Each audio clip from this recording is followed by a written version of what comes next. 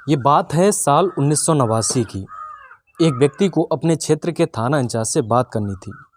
वो व्यक्ति अपने लैंडलाइन नंबर से अपने क्षेत्र के थाने में फ़ोन लगाता है और वो फ़ोन थाने का एक सिपाही उठाता है। वो व्यक्ति उस सिपाही से कहता है कि मुझे तुम्हारे थाना इंचार्ज से बात करनी है, आप मेरी उनसे बात करवा दीजिएगा। वो सिपाही कहता है कि जो थाना इंचार्ज साहब हैं वो अभी गश्त पर गए हुए हैं, अभी आपकी बात उनसे नहीं हो सकती, कृपया आप थोड़ी देर बाद फ़ोन लगा लीजिएगा। वो व्यक्ति जब कुछ देर के बाद दोबारा फ़ोन लगाता है तब भी फ़ोन वही सिपाही उठाता है और वो दोबारा से वही बात कहता है कि अभी थानेदार साहब वापस नहीं आए हैं, अभी आपकी बात उनसे नहीं हो सकती। इसी तरह से वो व्यक्ति 4 से 5 बार लगातार फ़ोन लगाता है, लेकिन उसकी बात उस थानेदार से ना होकर लगातार उसी सिपाही से हो रही थी।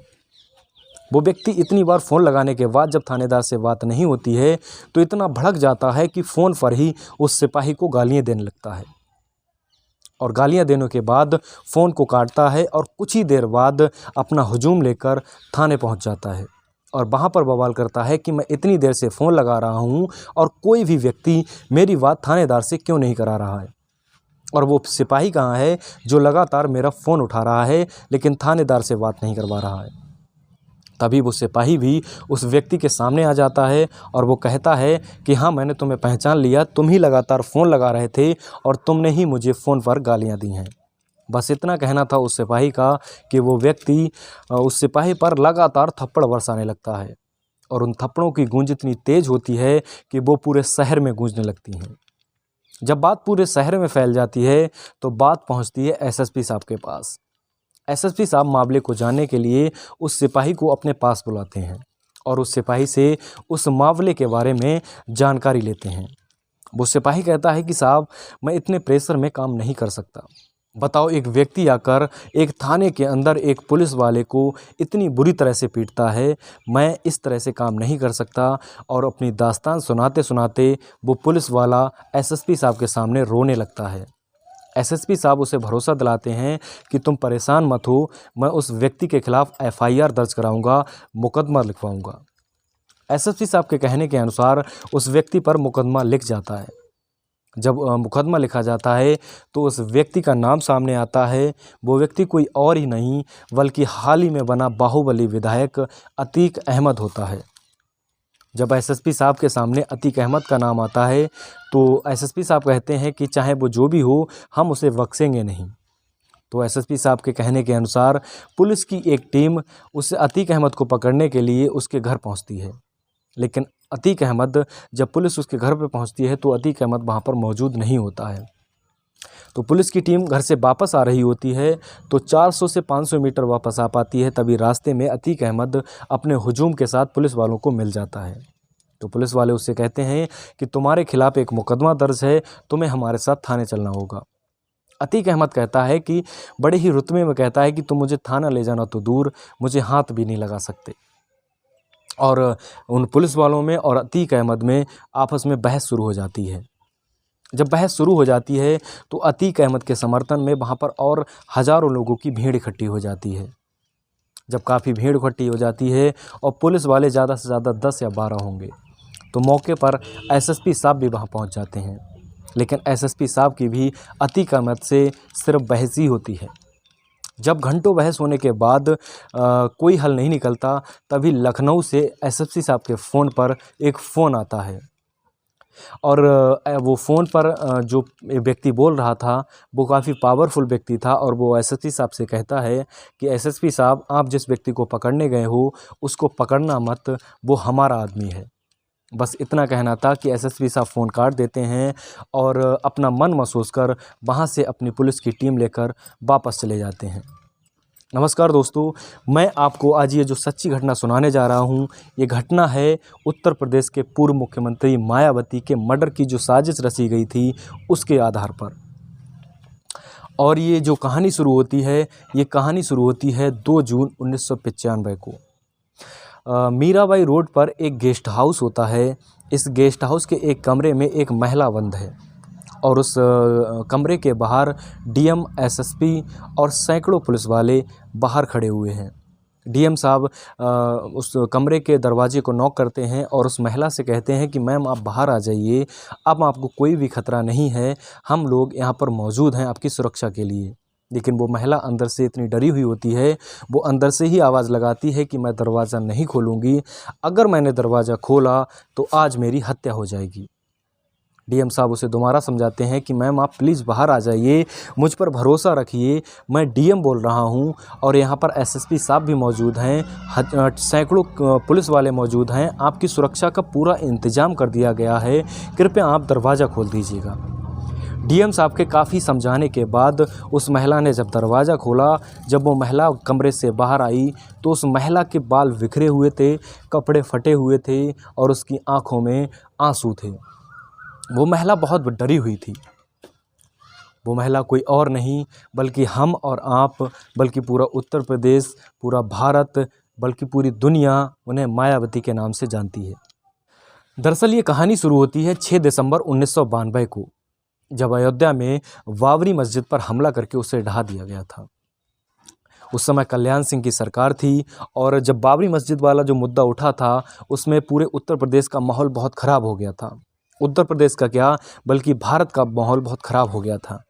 तो उत्तर प्रदेश का माहौल इतना ख़राब था कि उस समय कल्याण सिंह की सरकार थी और कल्याण सिंह को अपने सीएम पद से इस्तीफ़ा देना पड़ गया था। जब कल्याण सिंह ने सीएम पद से इस्तीफ़ा दे दिया था और उत्तर प्रदेश में राष्ट्रपति शासन लागू हो गया था और नए इलेक्शन की, जो विधानसभा का इलेक्शन था, उसके नए इलेक्शन की तैयारी शुरू हो गई थी। तो उस तैयारी में जहां एक तरफ बीजेपी ने नारा दिया था कि रामलला हम आएंगे, मंदिर वहीं बनाएंगे, वहीं दूसरी तरफ एक गठबंधन बनाने की तैयारी हो गई थी, जो गठबंधन सपा और बसपा के बीच में होना था, जो काशीराम के माध्यम से होना था। तो सपा और बसपा ने गठबंधन करने की योजना बनाई और इस योजना में उस समय उत्तर प्रदेश और उत्तराखंड एक थे और पूरी विधानसभा में 422 सीटें थीं। तो इस इलेक्शन में जो ये गठबंधन था सपा और बसपा का, उसमें सपा को 256 सीटों पर चुनाव लड़ने का मौका मिला, वहीं बसपा को 164 सीटों पर चुनाव लड़ने का मौका मिला। इलेक्शन होने के बाद सपा ने 256 सीटों में से 109 सीटें जीतीं और बसपा ने 164 सीटों में से 67 सीटों पर जीत हासिल की। और उसके बाद जैसा कि तय था कि अगर इस गठबंधन में सपा ने ज़्यादा सीटें जीतीं तो जो सीएम है, यानी कि मुख्यमंत्री जो बनाया जाएगा, वो मुलायम सिंह यादव को बनाया जाएगा। और तो जैसा कि तय था उसी के अनुसार 1993 में मुख्यमंत्री मुलायम सिंह यादव को बनाया गया। और ये सरकार, ये जो गठबंधन की सरकार थी, ये मात्र 2 ही साल चलने के बाद 1995 में इनमें आपसी मतभेद होने लगे। और जब आपसी मतभेद इतने बढ़ जाते हैं तो ये गठबंधन टूटने की कगार पे आ जाता है। तो उसी समय जब ये बात काशीराम को पता चलती है तो काशीराम लालजी टंडन को नया गठबंधन बनाने के लिए फ़ोन करते हैं। वो कहते हैं कि हम ये छोटी मोटी पार्टियों को मिलाकर, छोटी मोटी जो पार्टियां हैं उनके विधायकों को मिलाकर और अपने विधायकों को मिलाकर क्यों ना एक नया गठबंधन बनाएं। लालजी टंडन बोलते हैं कि ठीक है, चलिए हम सोच कर आपको बताते हैं। और काशीराम एक और शर्त रखते हैं कि अगर हम नया गठबंधन बनाएंगे तो उसमें जो मुख्यमंत्री बनाएंगे वो मायावती को बनाएंगे। तो इस पर विचार हो जाता है और उसके बाद 1 जून 1995 को मायावती अपने 11 मंत्री, ये जो गठबंधन की सरकार बनी थी तो उसमें मुलायम सिंह को तो मुख्यमंत्री बना दिया गया था, लेकिन जो 11 मंत्रियों का पैनल बनता है वो 11 के 11 मंत्री बसपा के थे। ये इनकी शर्त पे हुआ था। तो उन 11 मंत्रियों को लेकर मायावती राज्यपाल के पास 3 पत्र सौंपने जाती हैं। वो तीनों पत्रों में यही था कि हम मुलायम सिंह से अपना गठबंधन तोड़ रहे हैं और ये जो सारे फैसले हैं वो काशीराम जी के हैं और जो हमारे जो पास नए विधायक हैं गठबंधन के लिए वो काफ़ी पार्टियों के और अपने 67 विधायकों की अपील उन्होंने वहाँ पे दर्ज कराई। तो राज्यपाल उनके जो पत्र होते हैं वो ले लेते हैं और कहते हैं कि चलिए हम इसके बारे में आपको कल तक बता देंगे। तो 1 जून 1995 को मायावती राज्यपाल को वो पत्र देती हैं और 2 जून 1995 में मीराबाई रोड पर एक गेस्ट हाउस है, उसमें अपने विधायकों के साथ एक मीटिंग ले रही थी।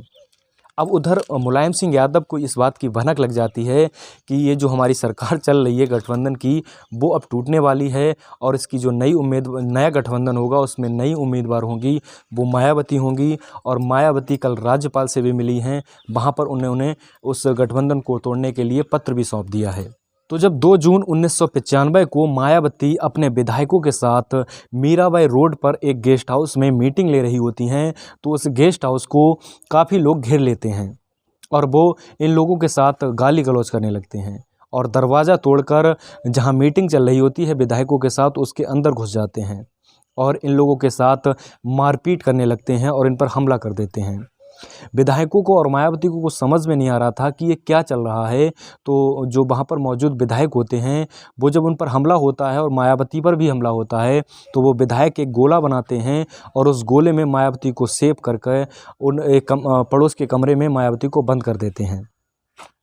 लेकिन वो लोग तब भी नहीं मानते हैं, वो विधायकों पर भी हमला करते हैं। वो बचे हुए लोग मायावती जिस कमरे में बंद थीं, उस कमरे के ऊपर हमला करते हैं और वो दरवाज़ा तोड़ने की कोशिश करते हैं और उसमें से कुछ 4 से 5 विधायकों को उठाकर एक घर में ले जाते हैं। वो घर किसी और का नहीं बल्कि मुलायम सिंह यादव का होता है। जब वो पाँचों विधायक वहाँ पहुँचते हैं तो उनके सामने जो चेहरा होता है वो मुलायम सिंह यादव होते हैं। उन विधायकों को कुछ समझ में नहीं आ रहा था, वो बहुत डरे हुए थे। उनसे वहाँ पर कुछ नहीं करवाया जाता है, एक कोरे कागज़ पर हस्ताक्षर करवाए जाते हैं। वो बेचारे इतने डरे हुए होते हैं कि वो उन कोरे कागज़ पर साइन कर देते हैं। उन विधायकों को लगता है कि अब मामला निपट गया है, अब शायद इसके आगे कुछ नहीं होगा। लेकिन वो जो गेस्ट हाउस पर था, वो लगातार वहाँ पर वो जो व्यक्ति जो लोग थे, जो भीड़ थी, वो लगातार अग्रेसिव थी, वहाँ पर हमला कर रही थी।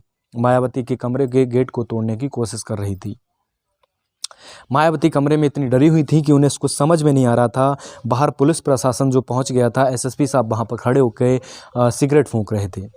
तो मायावती को जब कुछ समझ में नहीं आया तो उन्होंने अपने वहीं इस कमरे में एक लैंडलाइन फ़ोन था, उससे अपने एक भाई बोलती थी जिन्हें मुँह वाले भाई, जो बीजेपी के विधायक थे ब्रह्मदत्त द्विवेदी, उनको फ़ोन लगाया कि भैया हम यहाँ पे मीटिंग ले रहे थे और यहाँ पे कुछ लोगों की भीड़ जो इस गेस्ट हाउस पे हमला कर दिया है, हम एक कमरे में बंद हैं और इस दरवाजे को भी तोड़ना चाहते हैं, वो लोग हमें मारना चाहते हैं, आप जल्दी आ जाइए और यहाँ पर हमारी कोई मदद नहीं कर सकता। तो कुछ ही समय बाद वो अकेला विधायक ब्रह्मदत्त द्विवेदी लाठी लेकर वहाँ पर इतनी भीड़ से मुकाबला करने पहुँच जाता है। जब वहाँ पर डीएम पहुँचते हैं और वो देखते हैं कि एक अकेला व्यक्ति जो बीजेपी का विधायक है इतनी भीड़ का अकेले मुकाबला कर रहा है, तो डीएम एसएसपी को डांटता है कि इतने लोगों ने यहाँ पर एक महिला के ऊपर, एक विधायक के ऊपर हमला कर दिया है और तुम यहाँ पे खड़े होकर देख रहे हो। तो वो एसएसपी डीएम साहब से कहता है कि डीएम साहब, ये मुख्यमंत्री का आदेश है, कृपया आप भी चुप रहिए। लेकिन डीएम साहब एसएसपी की बात नहीं मानते हैं और उसके बाद डीएम साहब, एसएसपी और वहाँ के एसओ मिलकर उस जो भीड़ को, जो हमला कर रही थी भीड़, उसको वहाँ से खदेड़ कर बाहर भगाते हैं। तो दोस्तों, इस तरह से एक बीजेपी विधायक ने, ब्रह्मदत्त द्विवेदी ने और डीएम साहब ने मायावती की जान बचाई और उन्हें कमरे से बाहर किस तरह से निकाला वो तो मैं आपको कहानी में बता ही चुका हूँ। और होता क्या है, इसके बाद शाम को ही रात 11 बजे करीब उस डीएम का भी ट्रांसफ़र हो जाता है। अब ट्रांसफ़र जब हो जाता है तो उसके बाद अगली जो सुबह होती है, तभी जो नया गठबंधन होने था लालजी टंडन के साथ, वो गठबंधन हो जाता है और उस गठबंधन के बाद मायावती अगले ही दिन मुख्यमंत्री बन जाती हैं। जब मायावती मुख्यमंत्री बन जाती हैं तो वो एक टीम का चयन करती हैं कि इस घटना के बारे में सही से जांच हो कि ये जो हमला करवाया है वो किसने करवाया है। तो काफ़ी दिन जांच चलने के बाद पता चलता है कि ये जो हमला करवाया है उसके पीछे मुलायम सिंह यादव का हाथ है।